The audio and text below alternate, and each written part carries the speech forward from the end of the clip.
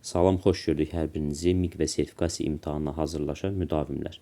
Bugün biz sizlərlə birgə coğrafiya sertifikasiya imtahanında istifadə edilmiş bir neçə sualın izahına birlikdə baxacaq.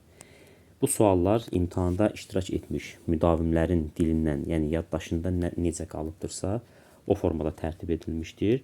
Ona görə də ola bilsin ki, variantlarda olan fikirlər 100% tam olduğu kimi olmaya bilər. Yəni istisna məqamlar ola bilər.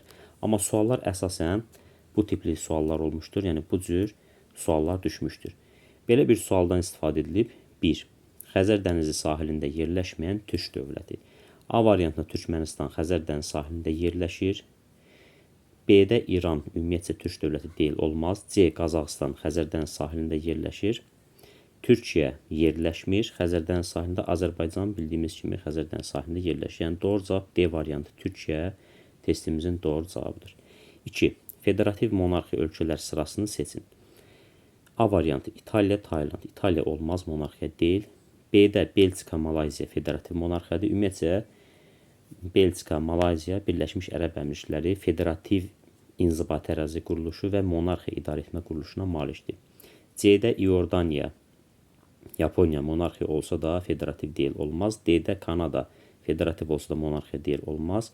Çin də sosialist ölkədir və federativ deyil, olmaz. Yəni B variantı testimizin doğru cavabıdır. Üçüncü sual. Lənkəran Astara İqtisadi Coğrafi rayonuna aid olan inzibati rayon. A variantı Neftçala aid deyil, olmaz. B-də İmişli, Milmuğan aid deyil, olmaz. C-də Cəllabad. Doğru fikirdir. Lənkəran Astara İqtisadi Coğrafi rayonuna aid olan 6 dənə inzibati rayondan biridir. D variantında Salyan isə Şirvan Salyan İqtisadi Coğrafi rayonuna aiddir. Yəni testimizin doğru cavabı C variantıdır.